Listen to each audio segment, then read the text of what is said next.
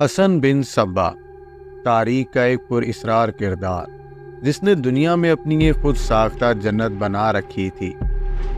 کیا حسن بن صبا ایک اصل شخص تھا یا صرف قصے کہانیوں کا ایک جادوئی کردار؟ وائس آف اطہر زاہد کے معزز دوستوں، میں ہوں اطہر زاہد اور آپ تمام دیکھنے اور سننے والوں کو السلام علیکم۔ خواتین و حضرات، تاریخ میں بے شمار شخصیات گزری ہیں جن کا ماضی میں ذکر تاریخ کی پراسرار کردار کے طور پر ملتا ہے۔ ایسی شخصیت جن کی عظمت، شان و شوکت اور بہادری اپنی مثال آپ تھی۔ حسن بن صبا ماضی کا ایک ایسا ہی کردار ہے جس کا ذکر تاریخ کی کتابوں میں بے حد مختلف اور پراسرار حکمران کے طور پر ملتا ہے، جو علم نجوم، علم نفسیات اور جادوگری پر مہارت رکھتا تھا۔ اس کے پیروکاروں کو تاریخ میں فدائیوں کے نام سے جانا جاتا ہے، جو اپنے نام کے عین مطابق اپنے آقا حسن بن صبا کے ہر حکم پر اپنی جان تک فدا کرنے کے لیے تیار رہتے تھے۔ آپ کو سن کر حیرانی ہوگی کہ انسانی تاریخ میں خودکش حملوں کا آغاز اسی کے دور میں ہوا۔ یہ اپنے فدائیوں کو جس بھی شخص اور ریاست کی تباہی کا حکم دیتا، وہ اس کام کے لیے اپنی جان کی بازی لگا دیتے تھے، اور اگر کسی بھی وجہ سے ناکام ہوتے تو خودکش حملے کا طریقہ آزماتے، جس کے بدلے میں ان سے جنت کا وعدہ کیا جاتا۔ وہ جنت جو اس نے اپنے ہی محل میں شاندار باغات کے بیچوں بیچ بنا رکھی تھی، جہاں حسین ترین لڑکیوں کو رکھا گیا، وہ جنت میں بھیجے جانے والے فدائیوں کا دل لبھاتی تھی، جو انہیں حشیش پلا کر مدہوش رکھتی تھی۔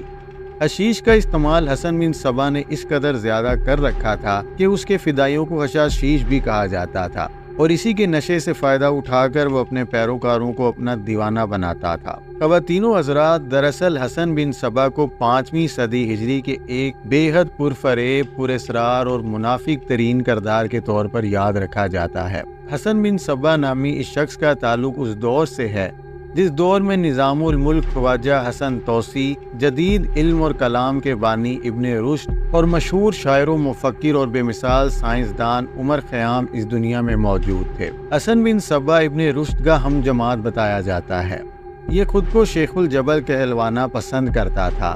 اس وقت سلجوقی حکمران کا دور تھا، مغرب کی طرف سے صلیبی جنگیں عروج پر تھیں، جن کا مقابلہ ترک جنگ جو بڑی بہادری سے کر رہے تھے، جبکہ اسی دوران فرقہ باطنی نے سر اٹھایا۔ اس فرقے کے بانی حسن بن صبا نے پوری دنیا پر اپنی حکومت کے خواب دیکھتے ہوئے اپنی منافقانہ پالیسیوں کے ذریعے اسلام کی بنیادوں کو کھوکھلا کرنا شروع کر دیا۔ اس نے اسلامی ریاستوں کو اجاڑنے کے ایسے طریقے ایجاد کیے کہ بڑے بڑے مسلمان حکمران اس کے سامنے گھٹنے ٹیکنے پر مجبور ہو گئے۔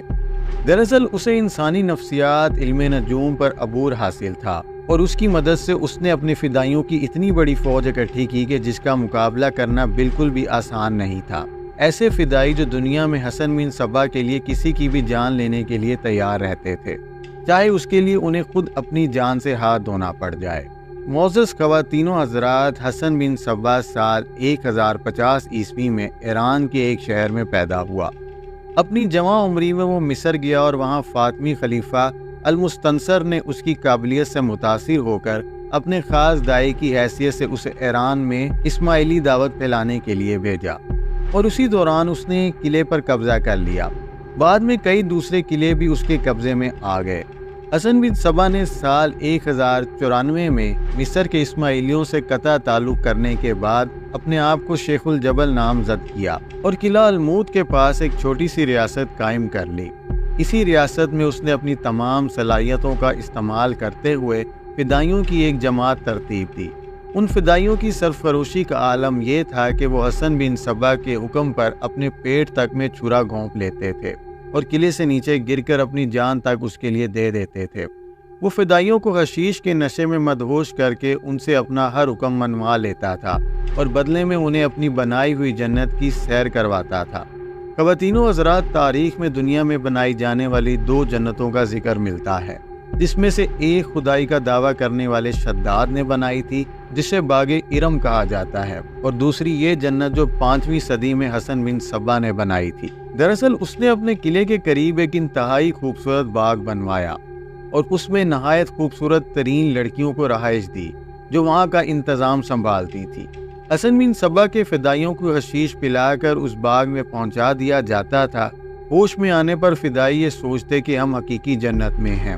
بعد میں لڑکیاں انہیں جام کوثر کے بہانے دوبارہ حشیش پلا دیا کرتی تھیں اور بے ہوشی کی حالت میں انہیں جنت سے نکال دیا جاتا تھا۔ حسن بن صبا کی اس جنت کا ذکر ایک مشہور کتاب فردوس بری میں بھی ہے۔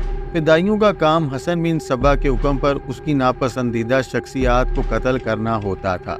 چنانچہ جب حسن بن صبا نے کسی حکمران یا کسی اور شخص کو قتل کرنا ہوتا تھا تو وہ دوبارہ کسی ایک فدائی کو جنت کی سیر کا وعدہ کرتا اور یہ بھی یقین دلاتا کہ اگر وہ اس مہم میں مارا گیا تو اسے حقیقی جنت ملے گی۔ ایک دفعہ مصنوعی جنت کا مزہ چکھ لینے والا فدائی دوبارہ سے اس جنت کی خواہش اور حشیش کے نشے میں بڑے بڑے کرشمے انجام دینے کے لیے تیار ہو جاتا۔ ان فدائیوں کو یہ کہہ کر بے وقوف بنایا جاتا کہ وہ مجاہد ہیں اور یہ اسلام کی خاطر جہاد ہو رہا ہے، جس کے نتیجے میں شہید ہو کر وہ جنت میں جائیں گے۔ حسن بن صبا کا پہلا شکار ایک سلجوقی حکمران سلطان ملک شاہ تھا، جسے زہر دے کر مارا گیا۔ اس کے بعد وزیر نظام الملک پر خنجر سے وار کیے گئے، جس کے کچھ ہی عرصوں کے بعد اس کے دونوں بیٹوں پر بھی فدائیوں نے حملہ کر کے انہیں جان سے مار دیا۔ اسی طرح تاریخ میں کئی ایسی شخصیات کا ذکر ملتا ہے جو ان فدائیوں کے ہاتھوں پر اسرار موت مرے۔ ان میں خلفاء، سلاطین، کئی معزز عمرا اور علماء شامل ہیں۔ مسلمان تو ایک طرف، بہت سے عیسائی بھی ان فدائیوں کے ہاتھوں قتل ہوئے۔ غرض کے جس بھی علاقے میں حسن بن صبا کو اپنا روب جوانا ہوتا وہاں اس کے فدائی کھلے عام دن دہاڑے وہاں جاتے اور لوگوں کی آنکھوں کے سامنے اپنی وارداتیں انجام دیتے تھے۔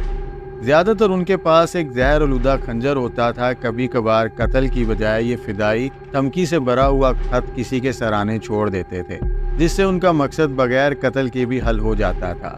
پیارے ساتھیوں، یہ وہ دور تھا جب حسن بن صبا کی دہشت اور اس کے فدائیوں کی درندگی دور دور تک پھیل چکی تھی۔ ارد گرد کی تمام سلطنتیں فدائیوں کے نام سے تھر تھرا کر کانپتی تھیں۔ سلطان صلاح الدین ایوبی پر بھی قاتلانہ حملے ہوئے، لیکن خوش قسمتی سے وہ ہر بار بچ گئے۔ ناظرین، روایات میں آتا ہے کہ حسن بن صبا نے منگو خاں پر حملہ کرنے کے لیے ایک فدائی کو روانہ کیا تھا، جو بدقسمتی سے پکڑا گیا۔ منگو خاں کو بہت غصہ آیا اور اس نے حسن بن صبا کو سزا دینے کے لیے اپنے چھوٹے بھائی ہلاکو خاں کو روانہ کیا۔